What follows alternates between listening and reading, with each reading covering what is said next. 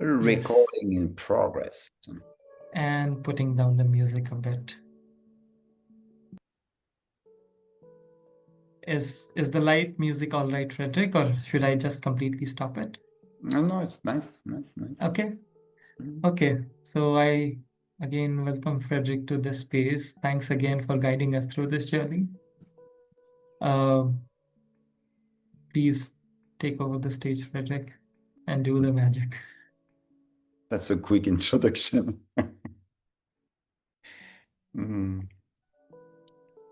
So, welcome. Happy to see you tonight. I hope you have a lot of energy because I'm on the edge of exhaustion. I've been through 2 absolutely reckless weeks where we've done. I had a group from Vietnam coming to plan our next series of workshops. And that was so intense. We didn't stop for a minute in 2 weeks and fast, very, very fast. I left yesterday and I knew men connecting with their heart was coming up on Wednesday. Didn't have time to prepare much, which is good. Sometimes the best meetings are the improvised ones, right? So thank you for being here tonight, and because we're a small group, then may I just ask you what brings you? If you can share it either audio live in one sentence or to keep it short, or in the chat, as you wish. But your voice is welcome. Your voice is welcome. So what brings you tonight? What brings you tonight means, what do you what do you want to bring home? What do you want to get from this evening session? Which in other words means, what problem are you trying to solve? Knowing that problems are everywhere in our life, right? Especially in relationships. So please feel free to share what brings you tonight, what motivates you to be here when there are so many other things to do. What is it that you'd Can I like go? to? Jay, Can I share? Please. So I was wondering what I would say, but then you said, what problem brings you here? And I was thinking, it's not a problem. Tonight, I'm not here to solve a problem. Mm-hmm. And because, that's what I've done all my life and, not been very successful. Because I didn't know what my problem was, right? I was just trying to fix something. Yeah. I'm not here to fix a problem. I don't have a problem. But I Mm-hmm. just want to, I'm on this journey of, doing a lot of self-discovery and work on myself, which is coming to some sort of a logical stage, if not a conclusion. There's no conclusion, I feel. But what is primarily also brought me here is, remembering that, as part of another workshop, we did a men's circle in Bodhigram, that's how I got, connected with Living Consciously. And I've stayed connected with these guys. I would love them, for the work that they do. And so I was just remembering that, and that memories brought me today, want to be here. And I'm also embarking on a new chapter in my life. So all of that is what brought, not a problem, but Good. but And seeking something. what was the main takeaway from the men's circle with Bodhigram? We need a lot more of these spaces, and I definitely need to work on my own emotional vocabulary. I am realizing, I need to learn to be able to express myself. Yeah. Yeah. Thank you for sharing this on it. Yes, we men are not. I mean, we are wired for emotions also, but we are not educated to activate those resources inside us. Yeah. So Thank thank you you. for sharing. Thank you for putting this together. And thanks everyone for being here. Thank you. Who else wants to share something to open fire?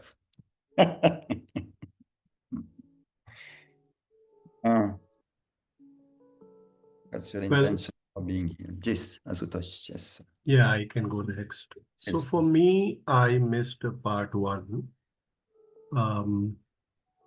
However, with Frederic, I'm connected with Frederic, and he has helped me with few of the practices. Um, uh, like a year or two ago, we are going through few sessions, and the intention today for me is I'm here because these sessions, I think they nourish me, and they help me grow within. So I'm looking forward to it.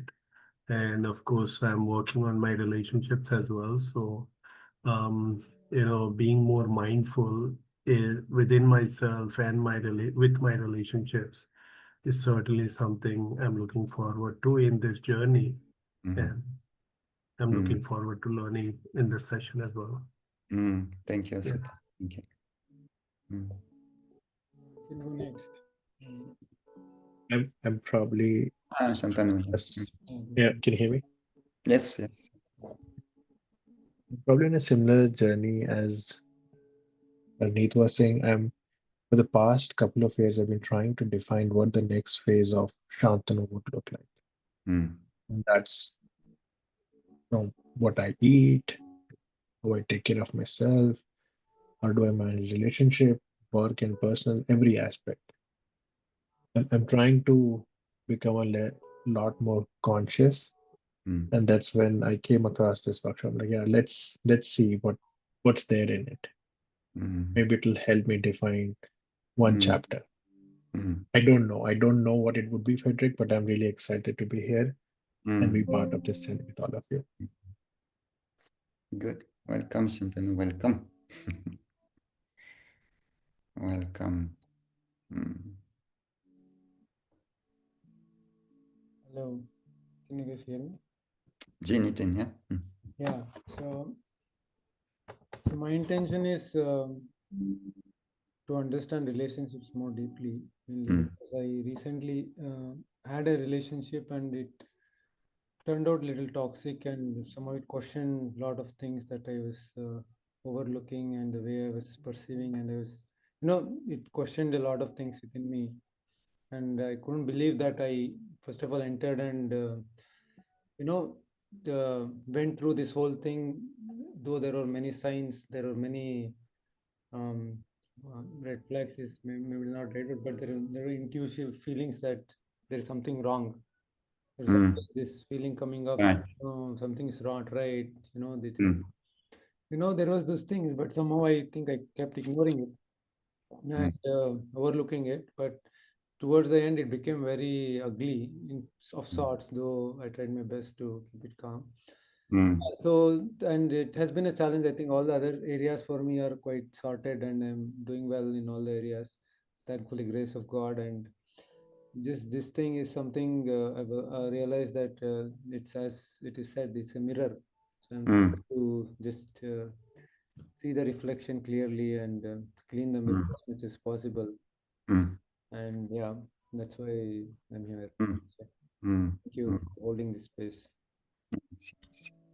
Relationship today are probably I mean, we've got challenges in all dimensions of our life today because the world is in such a state of turmoil and instability, but relationship are the big, big, big ones, big ones, big ones, Yeah. big ones. Because all of us are, we live in a strange world today because on one side, today's world is full of opportunities like never before. There are so many options available. Absolutely. And on the other side, there are so many, such an amount of pressure. Mm, And not just pressure of paying the bills and getting your job and doing your business, not just that kind of pressure, but also internal pressure. mm, Because we live in an age where the pace of change is so fast. It forces us to look at so many things inside ourselves. And so most people are, from what I see around me, 70, 80% of people's energy is focused on themselves. mm, And when you go in relationship, that's what you meet. You find two people, two individuals who have 80% of their energy involved in their own their own life, in their own self, in their own, trying to figure out what's going on and how to navigate. And there's not much space for the others, really. The space is very limited.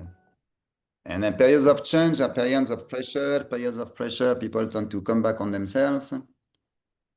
And toxicity is just, we forget love and we just promote our own egos. And I had my share of that in my life also. And that's what I hear most of the time now. Relationship, oh my gosh, so much, so much toxicity there, so much. But there are many external reasons for that. And there's very little education about how to handle that current period, the current turmoil in relationship. Yeah. Because today's world awakens the two most dramatic energies inside us, desire and fear. And it triggers that full on. So, and desire and fear make people highly unlogical, very self-centered. It's really tricky. Thank you for raising that, Nitin. Thank you for raising that. As someone else in the group has been struggling with that new word, toxic relationship. It's a relatively recent concept. It wasn't there 20 years ago. I was not at least hearing anything of that 20 years ago. But today you hear it everywhere. And it's not just because psychology has come to the surface, right? It's because there's also something in society today that really generates that. So someone else has had to deal with that, or either in an established marriage or in a romantic adventure, or with parents sometime, or siblings, or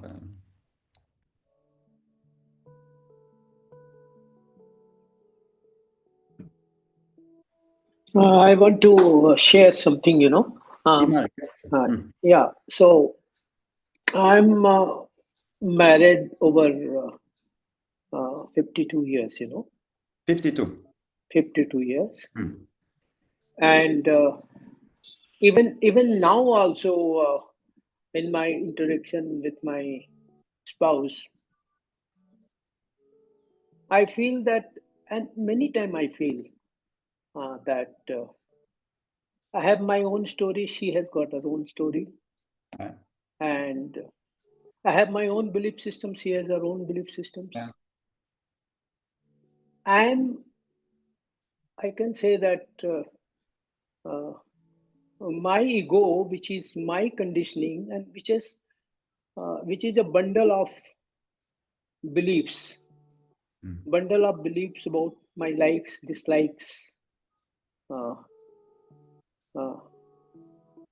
the top of it, there is a future. There is a future which is unknown. Even at this age, also, there is a future which is unknown. Obviously. And say a lot of uncompleted, for me, the desire is endless, and a lot of uncompleted tasks are there, property matters are there, and then relationship issues with around me or with me. So amid all these things, I have one conclusion I'll share just very briefly, that when this bundle of belief system is confronting another bundle of belief systems, then one has to be dropped. Yeah, of course. To see the other person empathetically. Of course. And then communication can happen. Exactly. Yeah. So this is my experience and my sharing, that if I'm able to see from where my conflicts are coming with the other person in relationship, then I can handle it very properly. Yes. And I can see the reality also, my reality, the other person's reality. And then not only to resolve the conflicts, but to my future ambitions, I can say how I can take my journey forward, whether it is a physical journey or emotional journey or a financial journey, relationship, anything, anything. So if that perspective is in front of me, then I many times I find that yeah, gradually I'm able to handle myself and handle the other person, Right. and then it definitely make me more courageous, with my emotions also, to face my emotions also. Yeah, Right. yeah. So what do you call courage with your emotion? How does that manifest, Bimal? Yeah. Courage means like, say, because of the old habit, automatically, when I react, automatically say, when the anger is coming, or when some other person is getting angry on me, so at that time, if I can see the other person's anger without analyzing my anger, so this is one area where I found that if the other person is angry and that anger automatically triggers me, then I'm able to see those triggers. So once I'm able to see those triggers, then definitely with more courage I can handle the other person's anger. Yeah. So, Bimal, thank you. You are opening straight on one of the topics that we had announced tonight, the Kung Fu of love. How to kill an argument on the spot, right? That's exactly what you're sharing. Thank you for sharing this because yes, conflict come when two belief systems bump into each other. And belief systems are of the mind. Inside ourselves, there are different types of intelligence. There is, on one side, the natural intelligence, that is the life energy that's sitting here, that wants the fulfillment of desire. So all of that have that. We have that energy that of desire that seeks to how do you say? Sorry, I forgot my word. To fulfill itself. So that's the first one. Then we have a second center of intelligence, that is the heart. And the heart is purely based on feelings, and those feelings are constantly connecting with each other. So the heart is an open system. We constantly feel each other. We constantly exchange the energy of feelings. And then the third one is the head. And the head is a closed system until you know how to look beyond your own experience. Because the automatic mode of the mind is to trigger memory and to use memory to forecast the future. Right? The mind is a closed system. It's a looping system.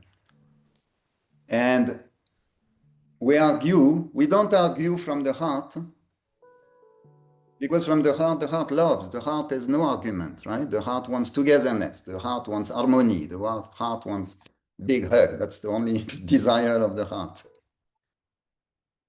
But we argue from the head. Because, for a number of reasons, every time someone challenges your belief system or bring an information that's not part of your belief system, then we perceive that as a threat. And therefore, we're going to try to counter it. Unless you know, as you beautifully described, that, fine, that's just my own story. Let me look beyond my own story. Which, in other words, means, let me drop my ego for a while and listen. And listen. And the way to do that the most effectively is to shift from that center to that center. And that's what I call in my own experience the Kung Fu of love, because it is a Kung Fu. And you mentioned the word courage, right? It is a Kung Fu in the sense that it's a responsiveness. Someone is pushing you in some way, making you uncomfortable in some way, maybe because of what they say, maybe because of what they do. And it's happening all the time. How do I respond? Do I respond with my mind? And the mind will say, should not happen like this, should happen differently. And then we start to argue. Or do I shift here and send that feeling message?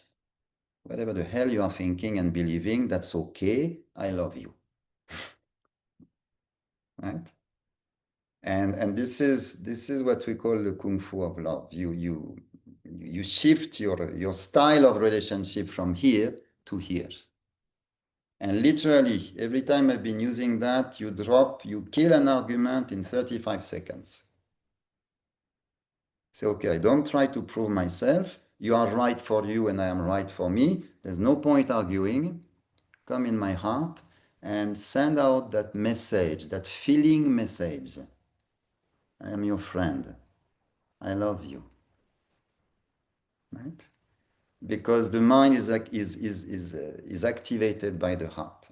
If we feel insecure, it starts to go bop, bop, bop, bop, bop, bop, bop, bop, bop, you know, it goes on alert and it argues. If the heart is secure, then the mind cools down. And when the mind cools down, the belief system becomes a bit quiet. And the best way to make the mind cool down is to send that vibration, that feeling, I am your friend. I am not here to disturb you, control you in any way. I love you. Yeah? So that's one topic covered, the Kung Fu of love. And we have one master called Bimalji. Seriously, that's exactly what you've described, that, I put my belief aside and I open myself to something that I may not understand yet. And through that, then I'm capable of sharing that energy of togetherness, of love, of respect, of friendship. Love is a big word, let's call it friendship. I'm not your enemy, I am your friend. One more thing I'd like to share here, that initially the ego is threatened. Yeah, of course. Yeah. And ego doesn't want to be threatened. It creates so many logics. And when I started seeing it, that, the dearest thing is for me is not the other person, but my ego. So how to keep a balance between two dears, to the person I love and to the person, to this ego, when I start loving this ego, and when the ego gets a reward out of that love, Yeah. then the ego is humbled. Ego likes it. It doesn't. It's not like that. Ego is my enemy. No, not at all. Ego No, make me exist. of course. So I start talking to my ego that time. Yeah. And ultimately, whenever things are settled and whenever I'm able to make peace with the other person, or then I make peace with myself, and that reward is a huge reward. Yeah. Yes. Yeah. Yes. There's no enemy inside you. Yeah. Friend with my own self, and that's why I can send that energy. Yes. Thank you, Bimal. Thank you. Who else want to share what brings you here tonight? Is that making sense, the Kung Fu of love? The next question is, how do we do that? It's easy to say, but it's not always easy to do. Because we have a number of beliefs that are deeply embedded inside us by society that make it hard, especially in man-woman relationships. Maybe we'll touch one. Let's see if what we do. I'm not sure what we're going to do. I'm listening to every one of you, and then we'll see where we go in the time that we have. Few more people wants to share what brings you today. So Ravish, you want to feel good again. Good. We'll do that. And Ashish, thank you for your message. My last relationship made me doubt many aspects of myself, right? Yeah. Can I add something? Ji, Arvind. So, I was thinking about the courage part. I was thinking for me, I'm a very rational person also. I overanalyze things and I go for, I have to understand things. I have to make sense of it. But I'm thinking that for me, courage at this point of time means that I'm not ashamed of my feelings, in that situation. Like I am not trying to downplay what I'm feeling.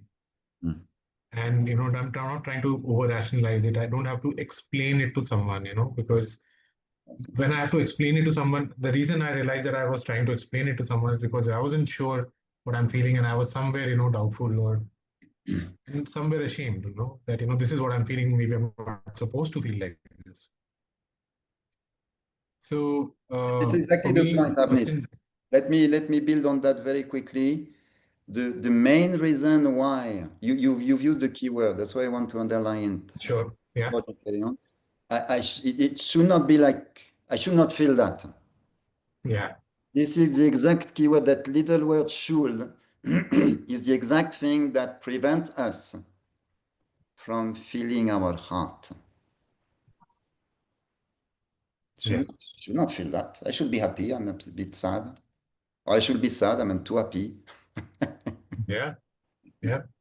And I feel like, very often I, switch from I should not feel that to I should know better, like with no, space in between to allow myself that freedom and that space that, I did not know, and I can learn, or I can, do better. Like I just switch between those extremes, like, so yeah. Which are the same, they are the same thing. Mm. We men are predominantly mental, Yeah, logical, reasonable, focused. We come from here. yeah, Here means we need to know. When we don't know, we're damn uncomfortable. A woman is a very different system. mm, A woman doesn't need to know everything, but she feels everything. And that's a completely different logic. And it's not a less of a logic. It's actually a very powerful logic. mm, Because a woman feeling everything means she's connected with everything. For us, thinking everything means we tend to disconnect because we end up in our bubble. Like Bimal was talking about the belief system. Belief system is yeah, a bubble. yeah, So, and that's our big problem. That's our very big problem. And from that bubble, we look at should and should not. But the heart is not about should and should not. The heart is about it is. It is like this, I feel love. I should not feel love. I feel love. Or I feel sad. Come on, you should not. And I yeah, remember when I was a kid, my grandparents were my parents because they educated me from 0 to 5. And then we moved to Africa. And I remember that was a big lesson for me. And I was about, I don't know, 8 years old. They came to visit us in Africa, stayed for 2 weeks. And when they left, I felt very, very, very sad, right? You can imagine little boy. They raised me for 5 years. I'm on the other side of the planet in a country where people are black. Like you're a bit lost. My grandparents come, feel so good to be with them, and they go. I feel very sad for one day. mm, And then the next day I wake up and life goes on. Friends are there, playful playground is there, so I start to be happy again. And I remember very well that was a big lesson for me. That little voice in my mind saying, you should not be happy.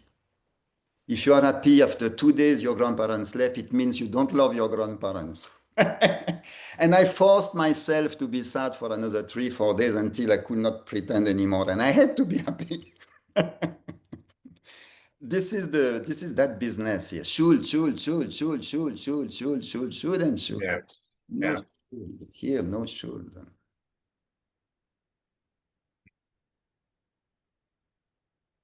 Yes. Thank you for sharing that, Arnit. Yeah. Thank you for sharing that too. Yeah, Gabrielle has shared something. Good evening. This is the first session which I'm attending. It's the first step to build my relationship with my wife. I just wanted to learn conscious behavior, right? So really it's something extremely fundamental to understand. That thing I just shared. We men are predominantly mental, and a woman is predominantly sensory and emotional. She feels things. Heart is connected with everything, which means a woman has access to a ton of information that a man doesn't have access to. And that information is raw. And that's why women are very emotional. That's why sometimes they don't know how to express themselves so nicely, logically, nicely packed. But what they say is powerful because they see it, they know it, they feel it. They can't tell you why they know it, but they know it. And we men coming from here, do you have that belief at the back of your head somewhere that you're more intelligent than your wife? That you know better? And you can fix the car, you can do all those things that you can't do. And maybe you're better at managing finances or career or God knows what. Do you have that belief at the back of your head? That somehow you're smarter, somehow you're more intelligent in inverted comma because she's so emotional after all, right? She's so illogical, right? And she just takes care of the kitchen, So what's do you have that? Honestly, tell me. I have it. I definitely have it. I'm fighting that thing since 30 years, it's still there. Sometimes it happens. Yeah, Many sometimes. times, like I feel like though she is intelligent than me, but in many situations, I do react. Yeah, of course. Yes. Yes. It's a very, not just dangerous belief, but it's a very misplaced belief. I'd like to ask you one question, something that dawned on me. I've been a brahmachari for 25 years. After 25 years, I've opened a relationship with a woman consciously because I really wanted to know what is a woman. And that was one of the most transformative experiences of my life. And after that, I went through a series of experiences in Kerala with the goddess, with the Devi, which was very far from my belief system. It just came on me like the rain falls. And I remember at that time, feeling the feminine, being deeply moved by the feminine. I remember that morning in a temple in Kerala, where it suddenly dawned on me, and I asked myself, how many women were at the table when men designed all the social structures, the economic structures, the judiciary structures, the family structure. All those things have been designed by men, for men. And I remember that was like a big eye-opener, huge eye-opener. Because women, for some reason, some are biological, some are emotional, some are psychological, we believe we know better. And in relationship, that's a killer. For our own growth, it's a killer. Because a woman being sensitive, she perceives many things that a man doesn't perceive, and she's a guide. She's a guide. That's why in India you have that thing of the woman guru, the mother guru, right? And it's a big thing, and it's real. It's real. A woman knows many things that a man doesn't know. And there is that very beautiful quote from the North American. I'll share it with you, but I don't know how to share screen. Can't find that button. Can I read the quote? You can find the share screen button from the more. There must be a button called more. Button, where are you? More. Oh, stop, transcript, catch, and write out room, docs, note, whiteboard, meeting info, reset to default now. No? Okay. Okay, I'll share it with you. We'll send it to everyone, Pranav. Okay? I'll just read it for you because to me, it really encapsulates the relationship. A woman's highest calling, the woman's highest purpose is to lead a man to his soul, so as to unite him with God, with Source. A woman's highest calling, her mission, her purpose is to lead a man to his soul, so as to unite him with Source, with God. And a man's highest calling, purpose, mission is to protect the woman so she is free to walk the earth unharmed, safe. And to me, that is really the core of the masculine-feminine relationship. Because mind doesn't understand spirit. And a woman have access to soul, naturally, because soul is sensory. A woman will access through logic, reason. A woman will access through experience. Right? The two main different ways to access spirituality, to access soul, to access God, to access the truth of life. On one side, reason, study, and on the other side, experience. I've been practicing meditation for 25 years, 10 years very seriously, and I know logic doesn't lead to the experience. Feeling does. Feeling definitely does.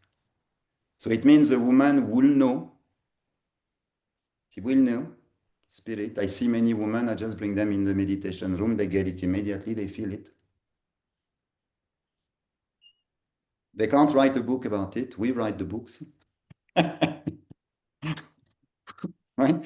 For us, we put it in logical structures and systems, which is very important also. But they go to it straight. And not just with spirit, with God, but also with life. A woman understands many movements of life that we may not perceive. And so to listen to that feminine is extremely, it's beautiful.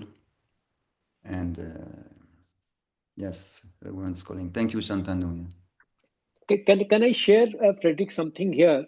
Yeah. That, like, inside me, I see that this feminine is inside me, exactly. and this man is inside me. Exactly. Man who is thinking about security, Exactly. and with attachment which can give him security. Yeah. But the feminine side of me wants to make me evolve, wants to make me happy in most of the moment, and I mean, I cannot say that it is a communion with my soul or with my God, but definitely it is.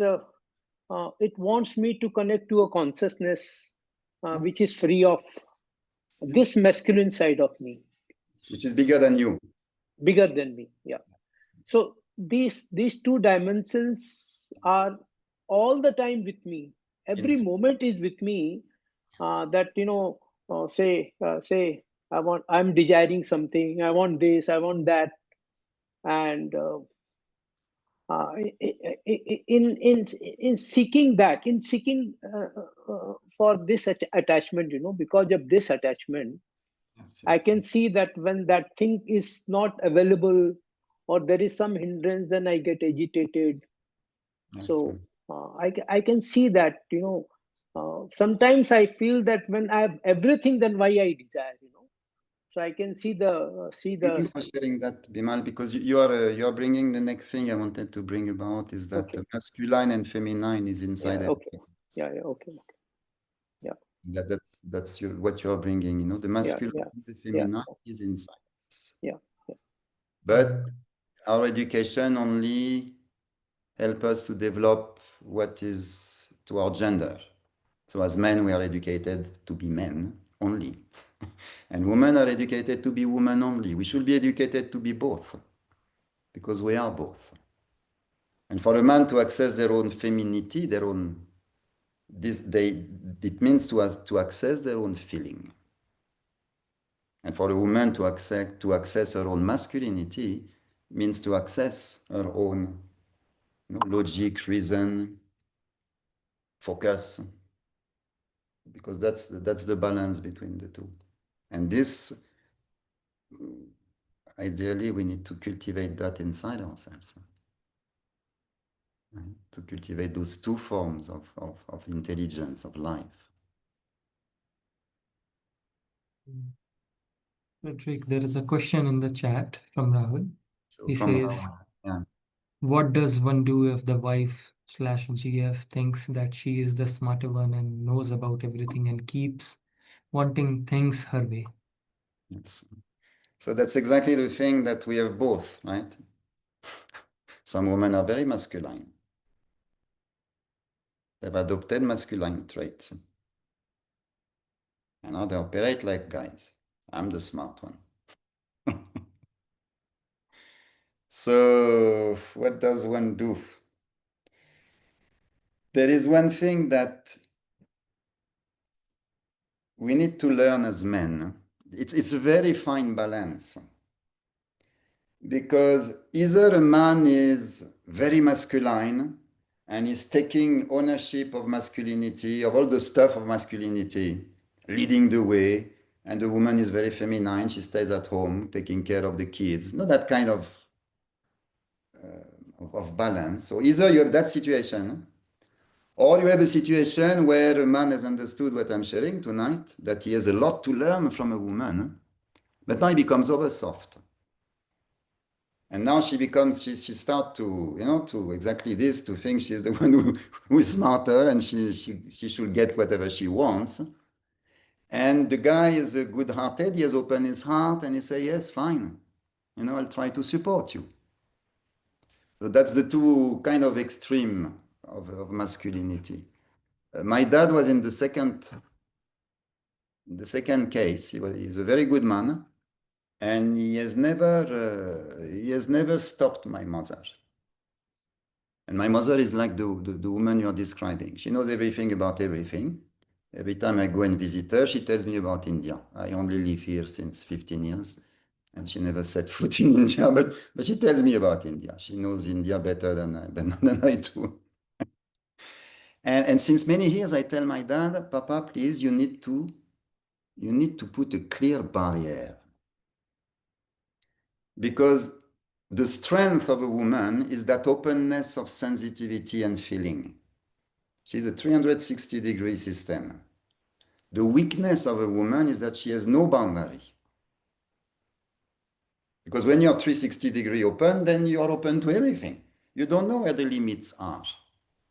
We men, we know where the limits are. We are trained with that. We focus, we reject things, we discriminate stuff, we go always into right and wrong and chop, chop, chop, chop. We categorize things, we organize stuff in our head, right? So we know where are the barriers, the limits, the guidelines. We've really been trained very strongly with that. But a woman in her heart, she doesn't know it. So if she's inside the tradition, then she has all those barriers. But if she's a kind of, liberated, free, then she goes all over the place. And here a man must be able to say no. A man needs to be able to be extremely firm, to hold her, to prevent her to go all over the place. I'm the smart one. I do what I want. A man needs to be strong enough to hold that. Is that making sense, Raoul? Hello, Raoul? Hi, yes. Sorry, my camera is not working. Yeah. No problem. As long as we hear your voice. Yeah, it's making a little bit of sense. But most of the time, what you're saying, if one tries to do that, it leads to conflict. And then again, conflict is something where you are trying to say that I have to bring in the kung fu love into it and help get out of the conflict. But when you're in such heated conflicts, even just saying that you love someone is not enough. It does not reach them. So you need a balance, that balance masculine, feminine inside each of us. And this is something we need to cultivate. It's not default mode. We need to cultivate it. But it's a balance between that feeling of love, I am your friend, and a lot of and clarity also at the same time. Where you are clear, those things don't happen, I'm sorry. right. Because it's a logic behind, not always getting things your way. Right? Yes, yes, yes. So it's really to find that balance, to cultivate that balance inside you, where you are on one side very clear in your head about what you consider is acceptable and not acceptable, and at the same time to have a real feeling of I am with you, I'm your friend. And this is something that we need to cultivate. It's not default mode. And if you can do that, then you're holding. I did that for years with with a life companion that I had, where I was extremely clear that, you can't blame me like this. You can't do all that mess. I'm sorry, it doesn't work with me. But yeah, I love you. No, I don't hold resentment. I don't hold grudge. I love you. But I'm telling you out of love that this is not on. Exactly. Even I've been practicing the same thing as you Uh, say. Yes. right. So that's the road. That's the road. Thanks a lot for answering the question. Oh, it requires training, because it's not easy to do.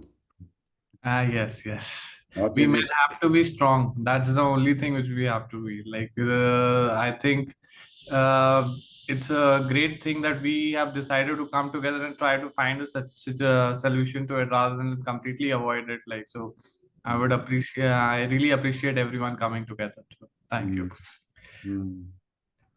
Today it's a fast conversation, but there are few key things to empower ourselves to do that. Few key practices, simple practices, to really empower ourselves to cultivate that balance and to hold it, not to be, pulled into the emotional blame game.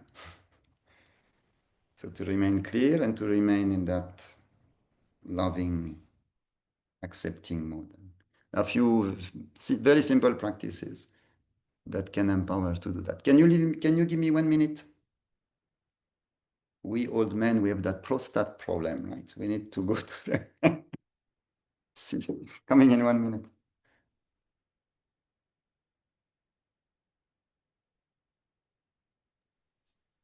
Yeah, taking this discussion forward, I want to share something that it is very true that a male mind is very, very logical.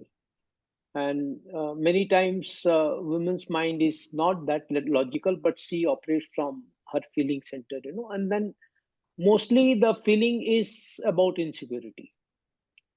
As a human being, the biggest thing is the woman not only think about her insecurity, but about her spouse insecurity also. So uh, that kind of feeling she has, and we have our own logic for whatever conflicts, whatever, in day to day situations, there are so many conflicts, so we have our own logic. I have encountered this problem in majority of the situation, that when I drop my logic or my mind totally, and then totally present to her feeling, then I'm able to see her feeling and resolve the situation. In most of the time, I've seen that it is her feeling is basically may not be out of love, but it's out of securing herself and myself, both, that nothing should happen to me, or nothing should happen, even, that for her it is very unconscious, because she wants to be loved or accepted, or that I am always available for her. So this kind of security insecurity she carries, so I have to see the feeling part of it, her feeling part of it. And I have observed many of the times that the kind of protective feeling she has about me, maybe I'm not thinking that side also, Yeah. which she is able to share it. Yeah. Yes. Yeah.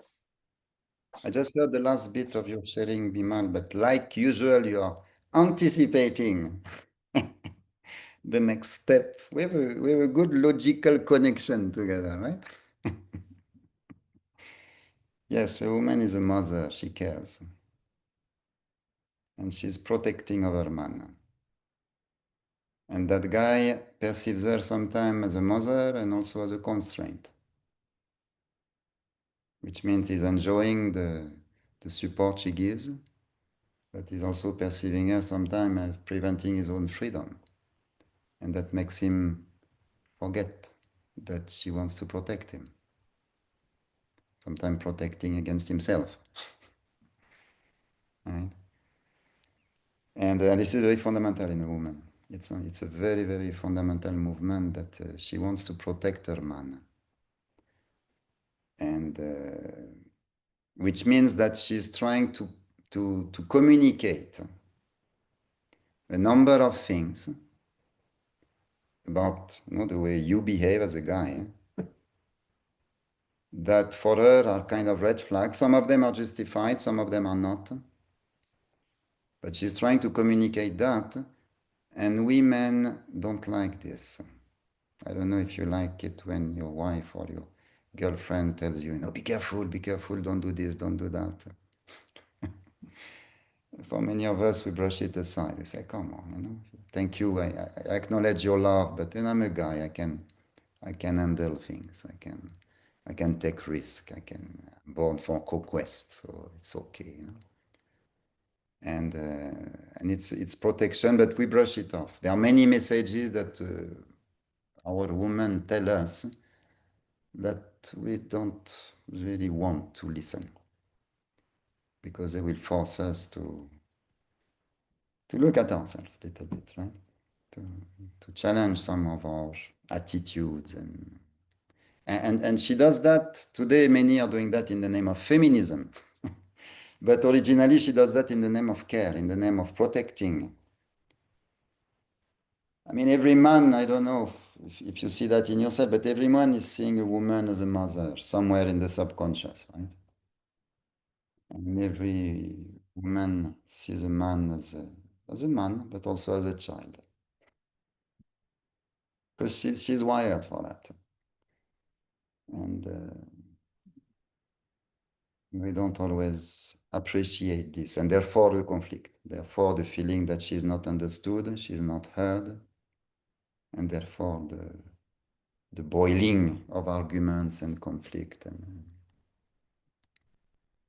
Can I share something? Is Asutoshi.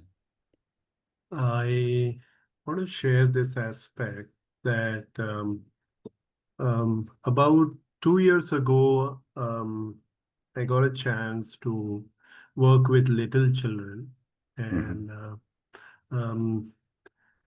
it unfortunately it happened that only those 2 years I got, but something I got to tell you, this learning center had a lot of children who were girls, right? Where? Sorry. And who were girls, like mostly girls. Most of them were girls, Fine. majority. Fine. Their interactions when they coming and talking to you in the way they will talk, the way they will come and hug you. I gotta share that there's the little ones specifically when they'll come and they'll hold your hand, and then in their own way they are trusting you so much. And when you sit down to their level and then start listening to what they are sharing, something in this process, I must say, that melted down within me. It's like I could see that I'm becoming mother, Yeah, you yeah. know, and I was cherishing every moment of it. It's like, oh my God, what is happening within me? And that care, the love, that I started shifting within me. Now it's more like, it's not about that who is doing what. It's more like, how can I hold them with some compassion and love, sort of.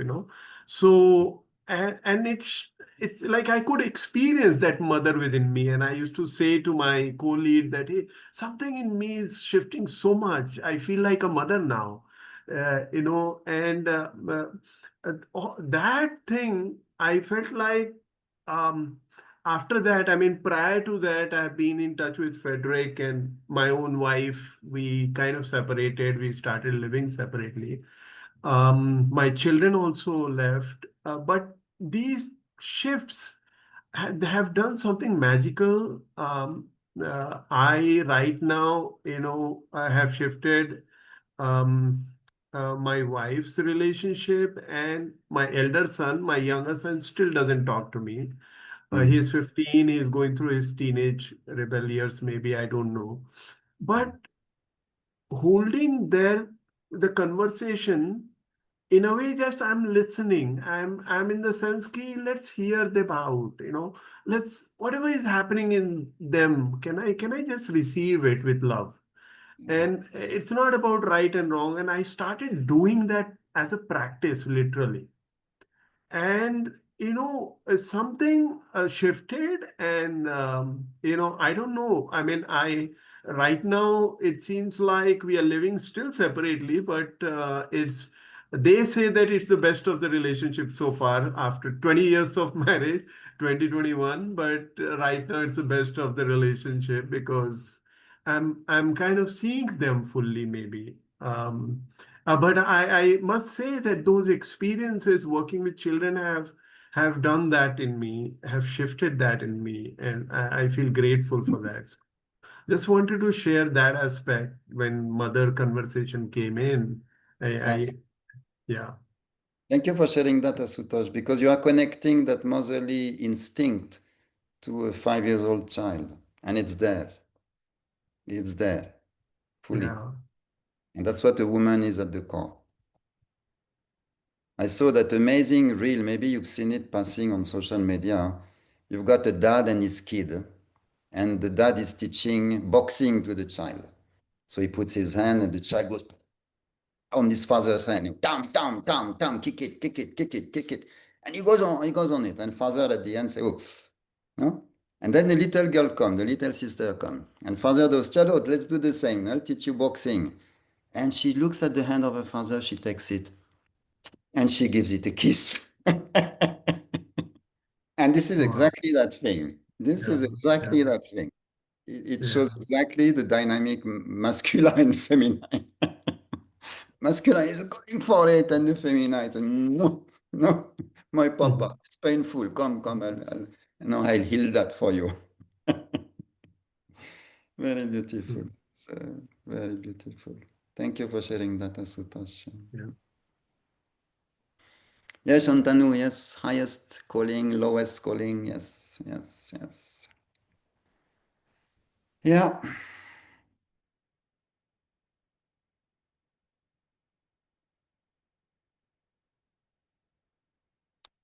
Women feel more protective about men. Can I take Nitin's question quickly? I Yes, mean, yes, please. there's something very quick to share about that. In our life, there are what we are born with, and there is what we are becoming. Right. So what I am born with, then as a man, I'm born with that drive to go out, conquer. As a woman, I'm born with that drive to forget about conquering, but build a home. Right? There's that beautiful quote of Sadhguru. He says, if you put a man and a woman at the bottom of a mountain, the man will go up and see where's the next peak, what's beyond that peak. And the woman, she'll stay at the bottom. She'll make a home. She'll plant flowers and carrots and tomatoes, and she will make a home there. She will settle it beautifully, and the guy will go up. And that's very much like this. So that's how we are kind of wired biologically. But what do we become? And here the big challenge of a man is to, as you say very rightly, Shantanu, is to ambush and force his way into the life of a woman, to use a woman. And that's a big danger of us being men. We tend to see, again, I say tend, and this is socially engineered a bit also. We tend to see a woman as a facility. Tend to. I say it very gently. And this is something that we need to overcome. And the big challenge of a woman, in my understanding, in my experience, is attachment. She cares so much that she becomes possessive, she becomes overprotective, etc., etc. So let's say we are born with that, a tendency to care that leads to attachment. and the tendency to conquer that leads to exploiting others, right? Those two things, what we call spirituality, meditation, sadhana, whatever we call it, are the method to overcome those things.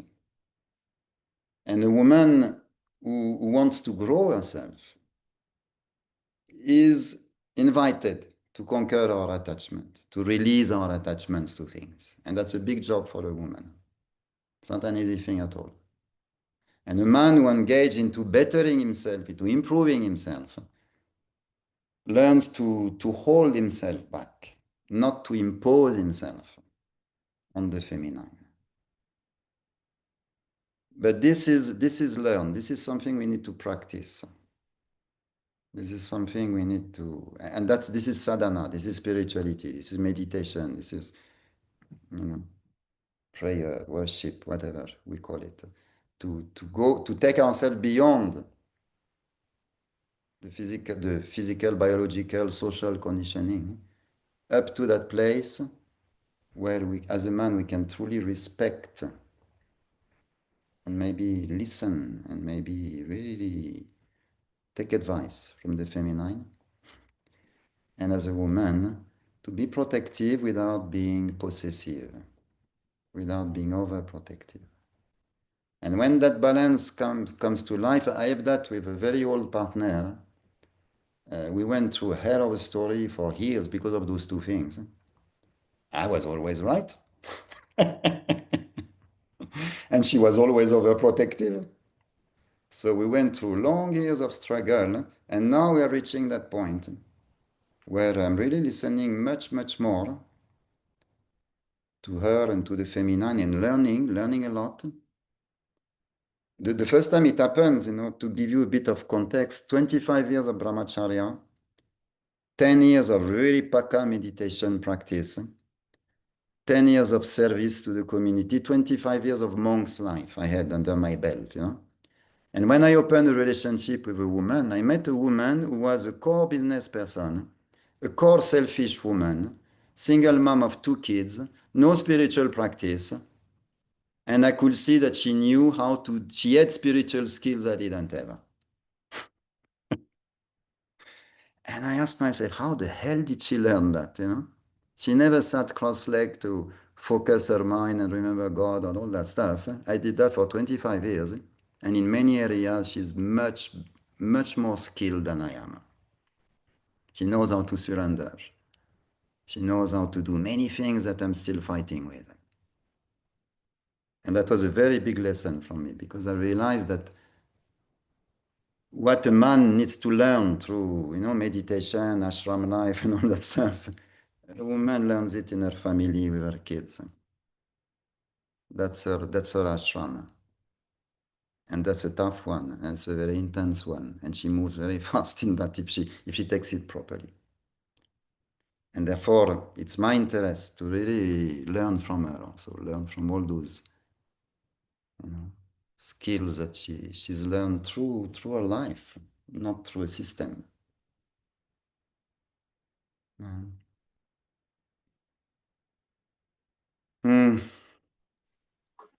One thing, Frederic, through this conversation, I could somehow something echoed inside me that we men are very fortunate that we have got a logical mind.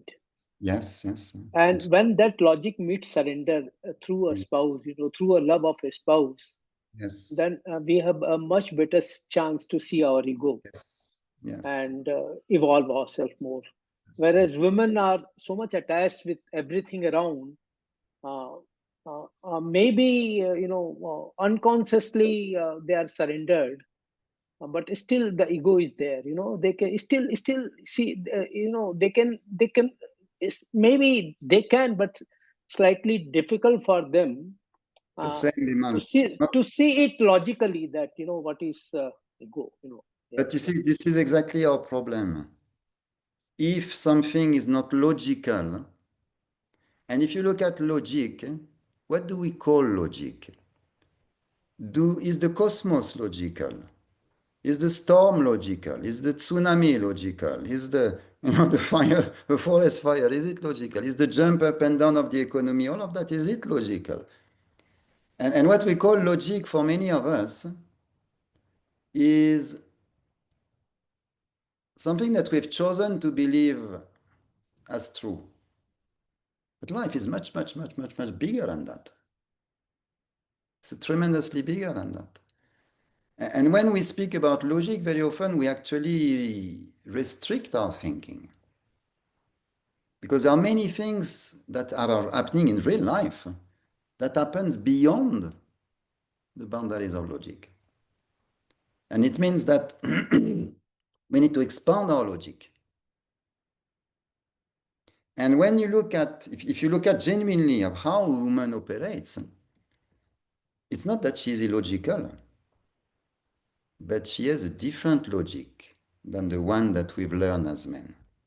And her logic is no less, believe me, because she has a logic that knows how to feed a child. She has a logic that knows how to create a human body. This is no small thing. When you look at it's always interesting to look at life. We live in an age of technology today, right? Sometimes I look at a mango tree and I look at the mango tree as a technological device that creates mango. And this is an extraordinary technology. Science is not anywhere close to create a mango tree without a mango seed. With all the science that we know, we can't do that. We can't even create a mouse or, you know. We don't have the technology to do that. Nature does it. And if you look at a woman like this, you see an individual, an organism that knows how to create life. You imagine, you visualize the number of things that a system needs to know how to do in order to create a human body. It is the highest complex system. It's more complex than the cosmos, even the human body. And a woman knows how to do that in her womb. And I heard that from a very wise and really Paka yogi many, many years ago, saying one day we'll discover that intelligence is not in the brain. We'll discover that it's actually in the genital organs, in the womb. Because there you have a technology that God owns, right? How to create life. And our mind are billions of years away from understanding that. But a woman knows it. And this is very deep wisdom. But it's not a wisdom that's formulated logically. It's not a wisdom that you can follow linearly in a book, in a series of books. It's a felt wisdom. It's a sensory wisdom. And when we men, we can move beyond our, okay, I am logical and she's not. No, I have my masculine logic and she has a deep, I would say cosmic, sensory, feeling-based, experiential logic. And therefore she knows so many things. So many things. Like the goddesses. In India, you have all those goddesses in the temple. It's absolutely magnificent. And this is our big challenge as men. It's a huge challenge because we don't even know we have that boundary. We don't know we have that boundary of I'm logical, I know. You're not so logical, you don't really know. It's our belief system. It's not real. Am I making sense? Yeah? Yes, absolutely. To me, that's been the biggest learning in my life when I started to finally, after 30 years of banging myself on the door, when I finally managed to see the feminine as it is. It was the biggest learning curve.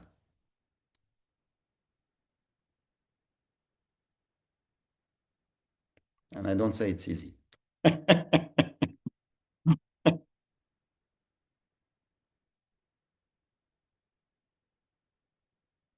Yeah. Yes, Frederic very, very rightly said that logic disallow us to see beyond logic. Yeah. No. But it's hard to see beyond our own. It's very. Buddha sat for years in meditation. Yogis start for years in meditation to be able to go beyond their own perception, beyond their own belief, beyond their own I know, and into the realm of I don't know. I need to look. But this is fundamentally important because without that, we are something is really missing in our life.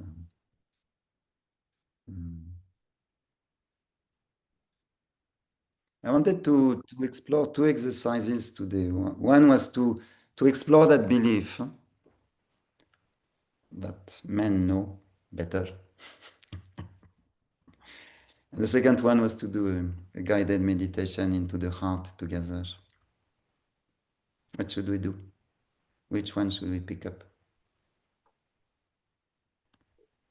Should we do both? We don't have time for both. Pranav has been talking too much.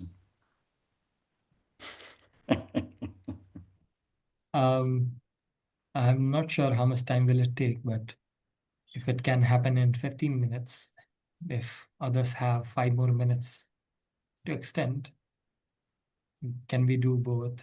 So either we do a process to question the belief that men know better. Yeah, I would. Or we personally would love that, but guided meditation in the yeah. heart. Which one we do? You can just type in the chat or just say it out loud. Which one would you like to have? Yeah. I'm up for the first one. Yeah, I'm also for the first one. I see heads nodding for the first one. Okay. Okay. Show your face, Ashish. I want to see who is that genius. Okay, Ashish is up for the. You agree with what, Nitin? With Ashish or with the rest of the group saying first one? Yeah, I mean, both ideally, but both are interesting, I know. Okay. Well, I would have loved a guided meditation, but if the group wants the belief, the exercise, let's do that then. Okay, let's try. Let's do the first one briefly. The first one can be relatively fast. So let's take that assumption. Let's call it an assumption rather than a belief. To Shantanu, who has to drop, you can also again catch up on the recording if you miss something. Yeah. Okay. Thank you. See you soon, Shantanu. If you have to leave. I'm here for in 10 minutes only. 10 minutes, okay. So let's take that belief and let's make it very clear in front of our attention, in front of the eye of attention. And just for a few moments before we start that process, I'm inviting you to internalize your awareness and to become aware of your breath, just briefly. And become aware of your breath means become aware of that part of your body that's moving when you're breathing and localizing that. As you breathe, when you see your body is relatively static, sitting there, and it's not moving so much on its own, but inside the body there's something that's pulsing, that's moving. One is the heartbeat, and one is the breath. I'm inviting you to locate the pulse of breath, which is the pulse of life inside you. Where is it? Is it in your chest, your throat, your nose, your stomach, your navel, your lower belly? What part of your body is moving when you're breathing? Just put your hand on that spot.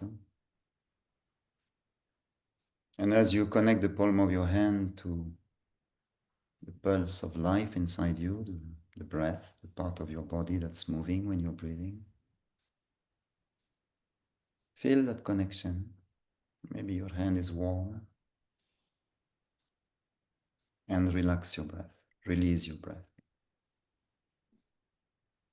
Take a long deep breath and relax completely your breath. Allow your breath, life, the first manifestation of life, to move very freely inside you. Just the way it wants to move. Without any attempt to control that thing. Just allow it to move the way it wants to move. The life that is breathing inside each of us now is the same life that moves oceans, grows trees, flowers, mountains. Same life is breathing inside me right now. And I allow that life to manifest just as it wants to manifest. Relax the breath. Allow your breath to go back into its source in the lower abdomen. Absolutely free, absolutely relaxed. Gently focus your attention on the feeling of breathing. How does it feel to breathe?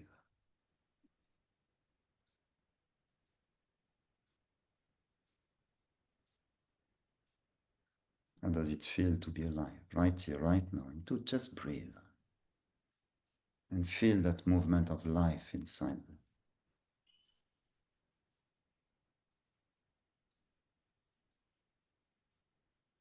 Good, very good. And put one hand on your lower belly and one hand in the middle of your chest. Connect those two energy centers, the life in your lower belly, in your womb,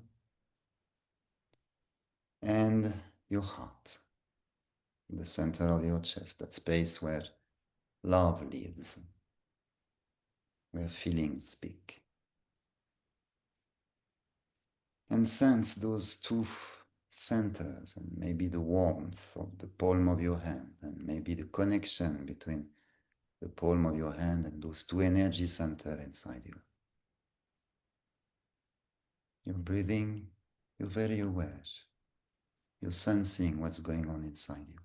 You pay attention.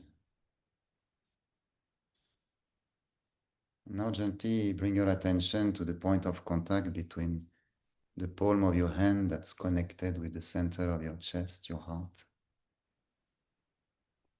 And focus your attention on the space between the palm of your hand and the space of your heart in your chest. Maybe the warmth in the palm of your hand and the warmth of your heart. And within that small space, bring the image of the woman who is in your life. See her image there. And feel how your heart, your feelings respond to that presence. Pay attention. Things are exactly how they should be. Just pay attention to how your heart responds to the present that is in your life when you bring her presence inside your heart. How does your heart feel about that woman? Just notice what's going on. The heart takes time. Be patient. Everything that your heart is expressing is just the way it is.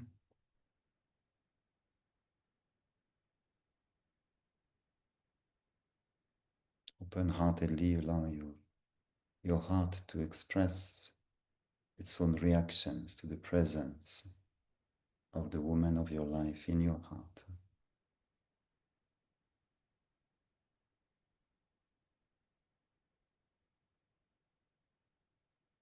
Is there something your heart would like to tell that woman? In all sincerity and honesty and simplicity.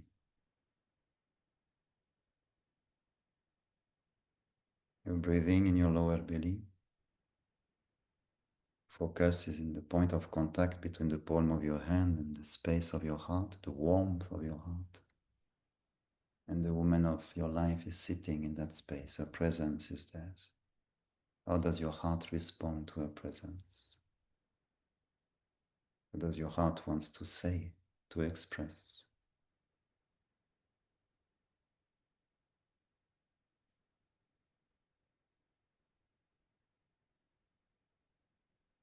And allow your heart to express exactly what it wants to express. And just notice, you're the observer, you're a witness.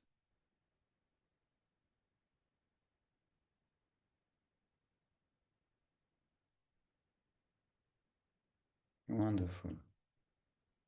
Very good. And gently release that experience, and now let's look at the second part of our exploration. You're breathing in your lower belly, very free. Feels good to breathe. And I invite you now to bring in the space of your consciousness, in front of the eye of your attention, the belief, the assumption that we men, we know better. Just hold that belief in front of you, those few words, and ask yourself, is it true?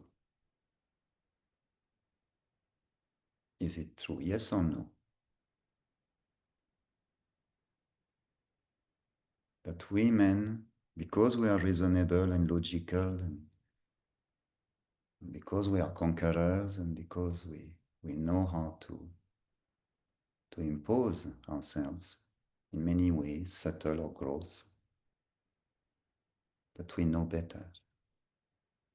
Is it true?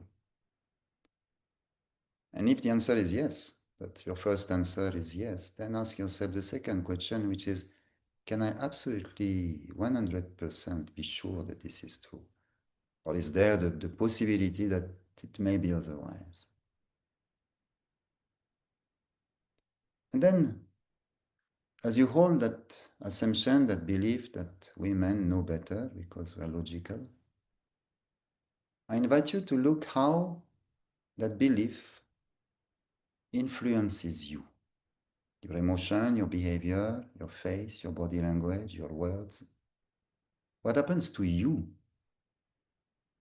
when you accept that belief, when you believe that assumption, when you believe that thought? That because I'm a man, in many ways, and maybe in most ways, I know better. What does that thought, that assumption, that belief does to you? How does it make you feel? Every time you hold that belief in your mind, in face, in relationship with the feminine, how does that make you feel? Does it make you feel peaceful, irritated, frustrated, arrogant, angry, joyful? How does that assumption influence your emotions? How does that assumption influence your posture, your bodily posture, your body language? How do you position yourself physically? What position, what posture do you adopt when you believe that thought? How do you look at the feminine when you believe that thought? How do you feel about the feminine when you believe that thought? How do you relate to the feminine when you believe that thought? And look at all those dimensions of how this belief, this assumption, this thought is actually shaping your behaviors. What words come out of your mouth when you believe that thought in relationship with the feminine? What mode, what attitude, what mode of relationship? Are you open, closed? Are you disregarding? Are you dismissing the feminine, or are you embracing it? When you believe the thought that we men, we know a position of real listening, and observe how that thought, that belief influences, shapes your behavior, your emotions, your words, and the way you relate to the feminine. Good. And now take a long deep breath from your lower belly into your lungs. And breathe out through your mouth. And take another one. Feel your belly, feel your solar plexus, feel your lungs, and breathe out through the mouth. Let's have 2, 3, 4 long breaths. On the count of 4, inhale. On the count of 4, exhale. In, belly, solar plexus, lungs.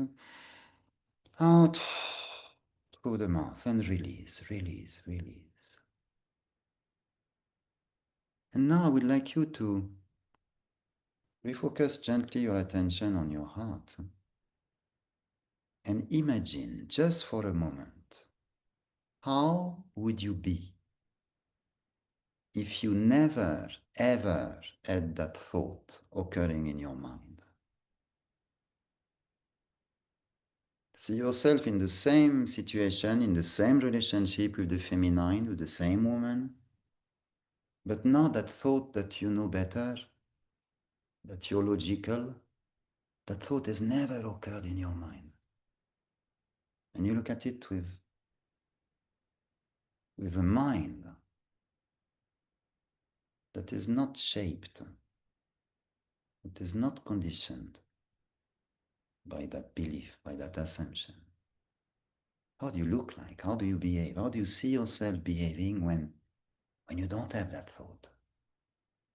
Is there any difference? How do you feel? How is your body posture, your body language? What kind of words come out of your mouth? What do you intend to do? And what do you see yourself doing when you do not have that thought?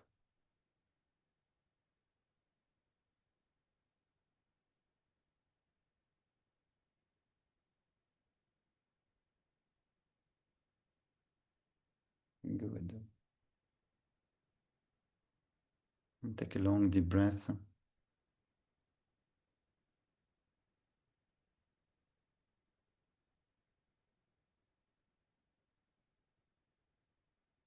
And gently at your own time release. Express your gratitude for whatever has happened, what needed to happen, even if nothing much or a lot or something unexpected or something beautiful.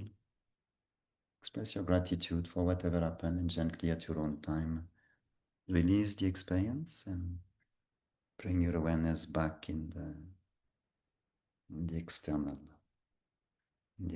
world.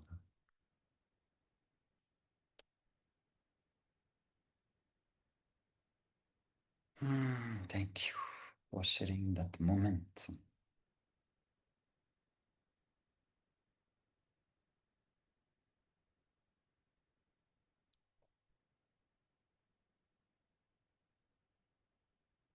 For now, we have time for a quick debrief.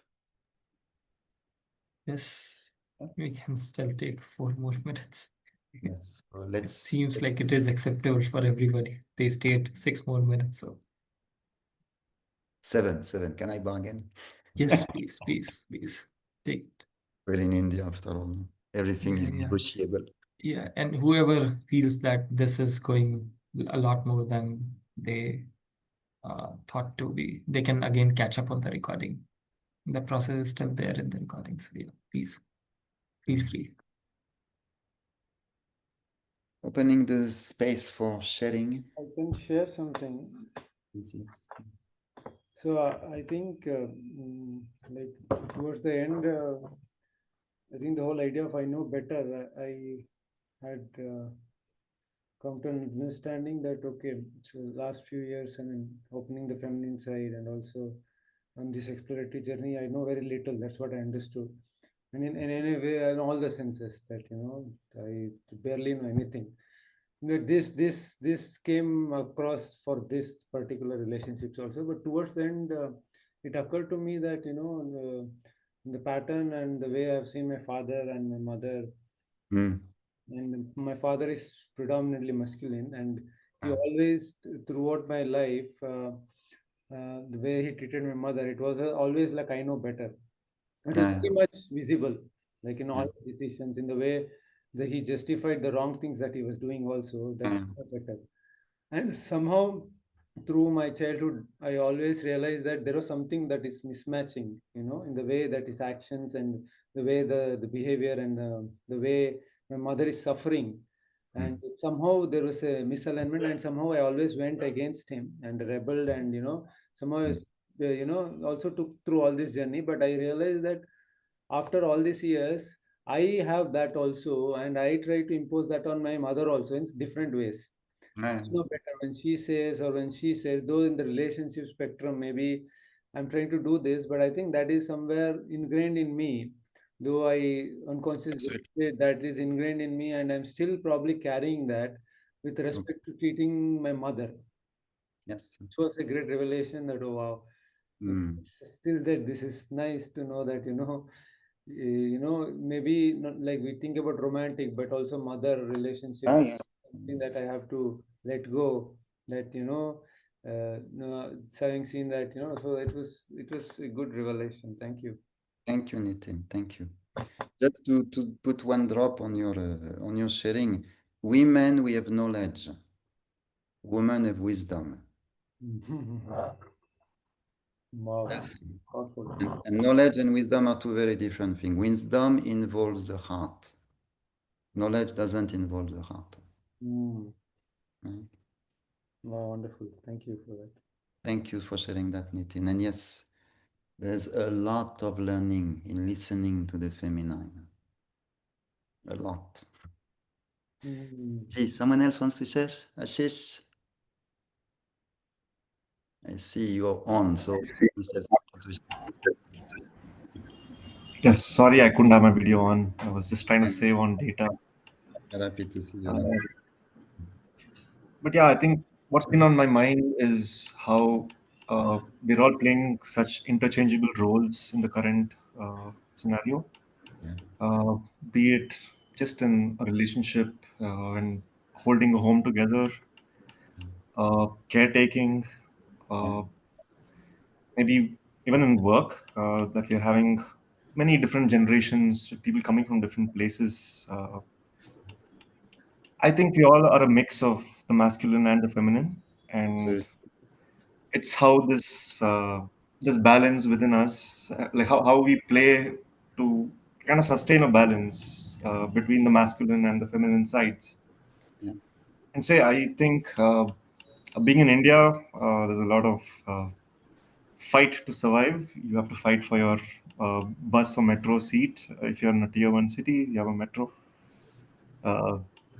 But there's a lot of competition even to book a railway ticket or to get through, and which makes a lot of women like you need to be masculine to survive, to stamp your authority and be logical about things, which is probably made and is also making the men understand, the men opening up and they understand the importance of the feminine, and they get it. Maybe I'm speaking about something that's generationally different, or we're going through that change in our homes, outside. Yeah, I think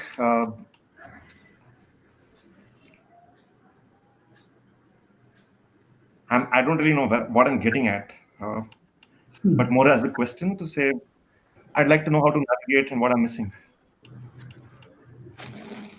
You are raising something. I'm sorry, I said. No, we got you, Ashish. We got you.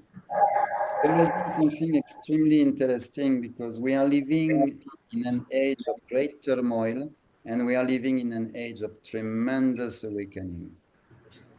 And one of the key things that's going on the planet at the moment is the awakening of the masculine and feminine within each individual. And in India, it's extremely interesting. First, because the traditional society The archetypes are very strong. Man is a man and a woman is a woman. In many other cultures of the world, I live in Vietnam, I lived in Europe, I lived in several continents. India is probably, with Africa, the most archetypally polarized. Men are men and women are women, traditionally. And at the same time, you have in your scriptures the most amazing story of merging masculine and feminine. And today's generation is in that process. Your generation, you know, what we call the Gen Z or the millennial, they are in that process. In that process of harmonizing those two, that polarity. And this is fantastic because it's the promise of a new humanity.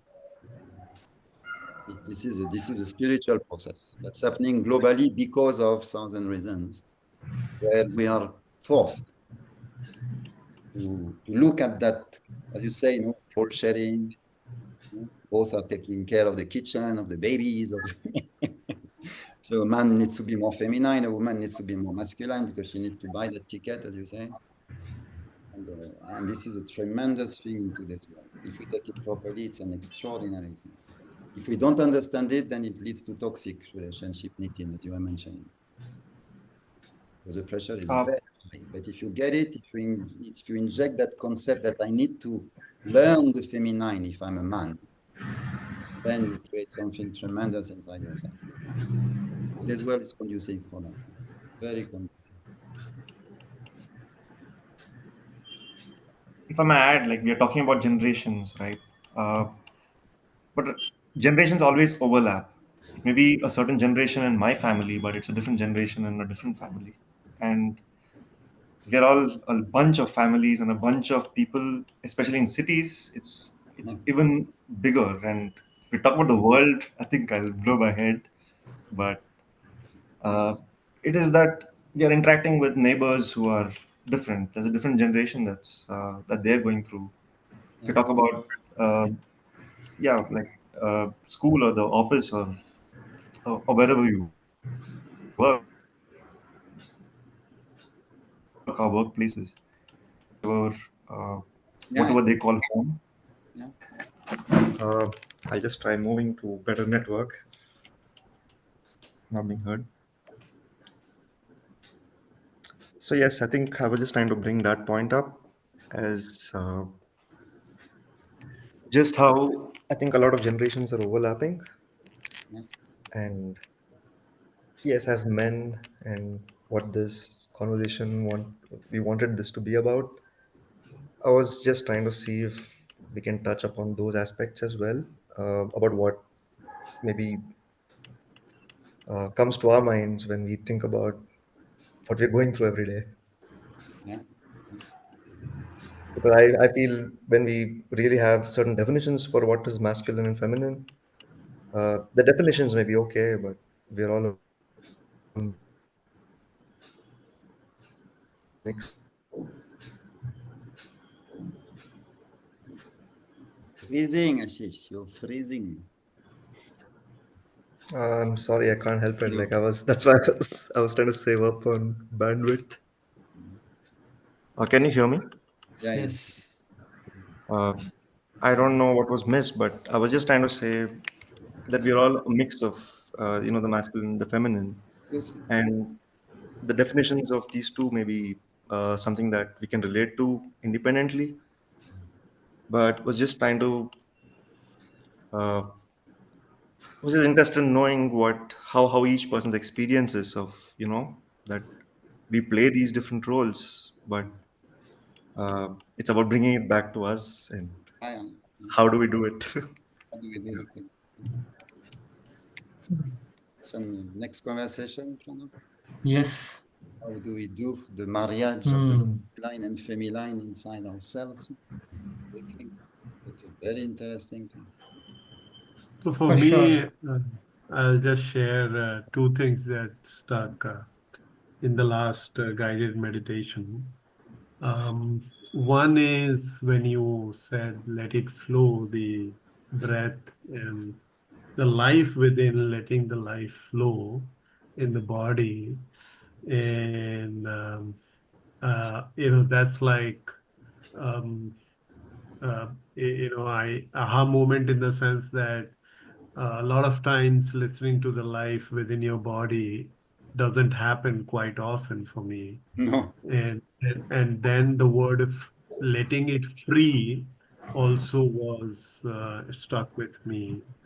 Um, these two things. Another thing that I'll tell with my wife, the relationship has been like I used to constantly tell to myself and herself as well that she has more logical thinking and critical thinking than what I can do.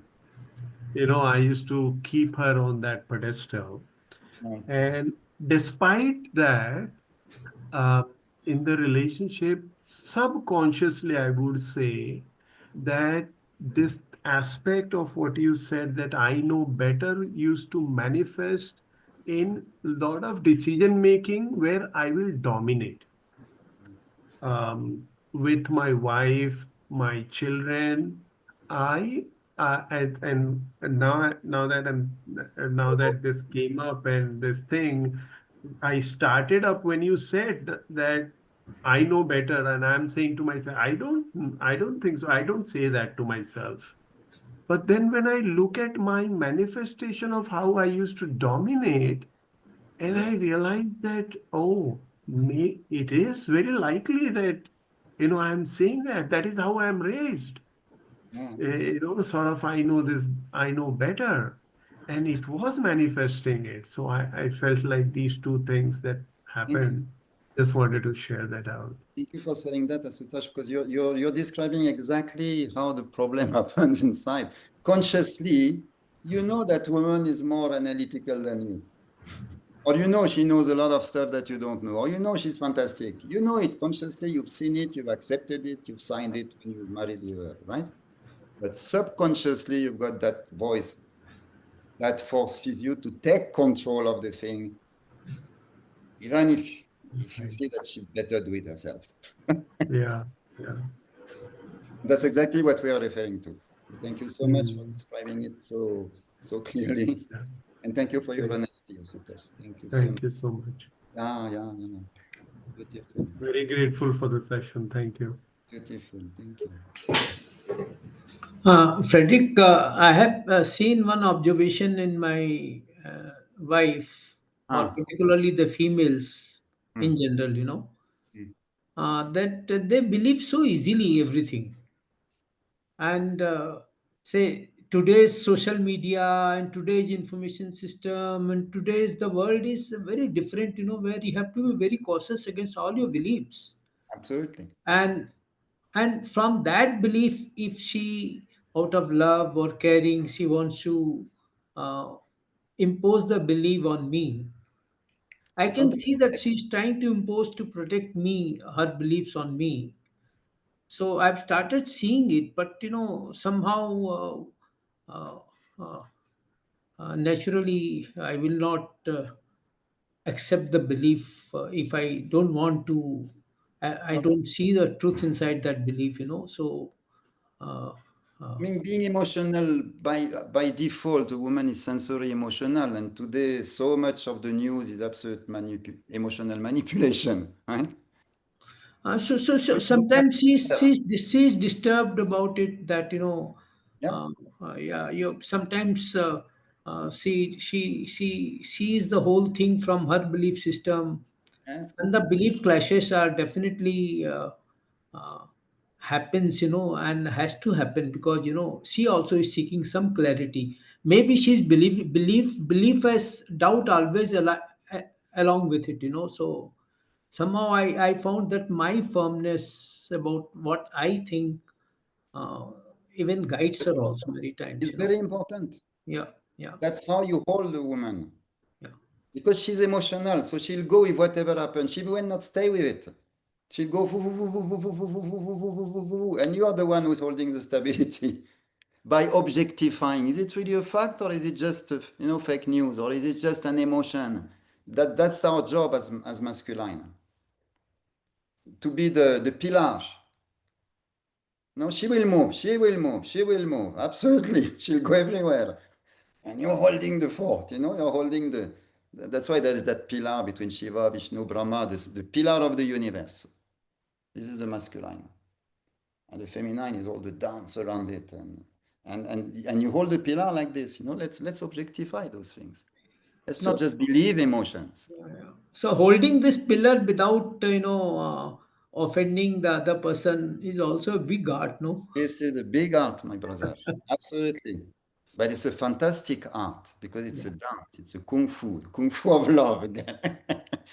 To be able to really engage someone. And that's what I love in the kung fu, that a real kung fu master, a real kung fu fighter will seek not to harm their enemy, their opponent. Let's not call it enemy. They will not even see them as an enemy.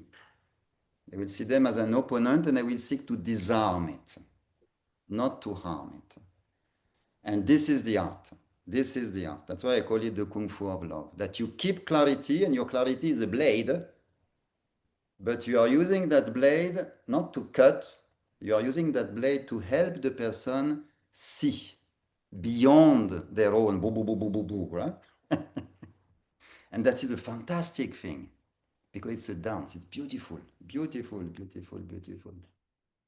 And again, there are some very basic skills that sometimes we don't associate with that can empower us to do that in the flow of action. In the flow, in the to keep that inner stability and clarity that can help both of us navigate. Thank you for sharing that.